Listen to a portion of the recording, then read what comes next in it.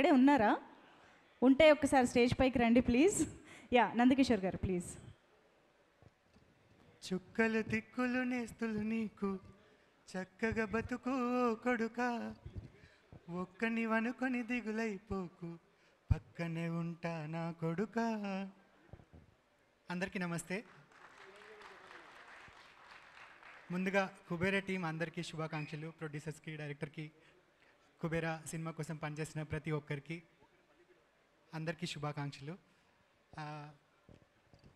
ఈ సినిమాకి నేను పాటలు రాయడం, ఆ పాటలకి మంచి రెస్పాన్స్ రావడం నాకు చాలా సంతోషంగా ఉంది. ప్రత్యేకించి అమ్మ దీవెన పాటకి చాలామంది అమ్మ గుర్తొచ్చింది అంటే నాకు సంతోషం, దుఃఖం ఒకేసారి వస్తున్నాయి. మా అమ్మ లాంటి ఎందరో అమ్మల నోటి చలువ, మాట తీపి ఈ పాట, ఈ బతుకు.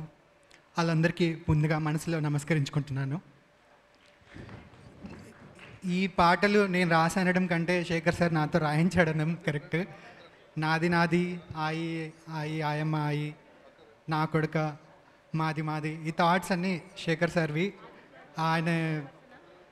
ఆయనలో ఆలోచన అంత గిటార్గా ఒక చెట్టులాగా పాతుకుంటే దానిపైన నా పదాలు అల్లుకున్నాయి అంతే.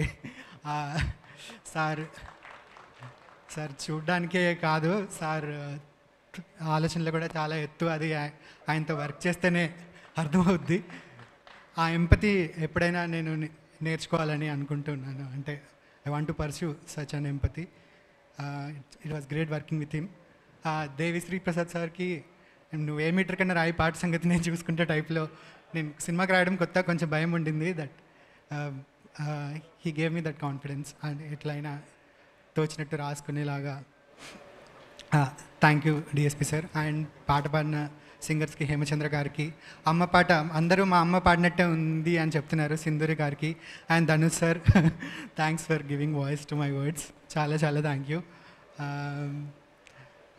ఇంకా నేను ఒకరి గురించి చెప్పాలి. నాకు సినిమాకి రాయడం అంటే భయం. పోయిటరీ రాసుకోవడం చాలా ఈజీ, చాలా కంఫర్టబుల్గా రాసుకుంటాను. బట్ సినిమా ఎవరికైనా చెప్పింది రాయడం, అడిగింది రాయడం అంత కంఫర్టబుల్గా ఉంటుందా ఉండదా అని ఆలోచించేవాడిని.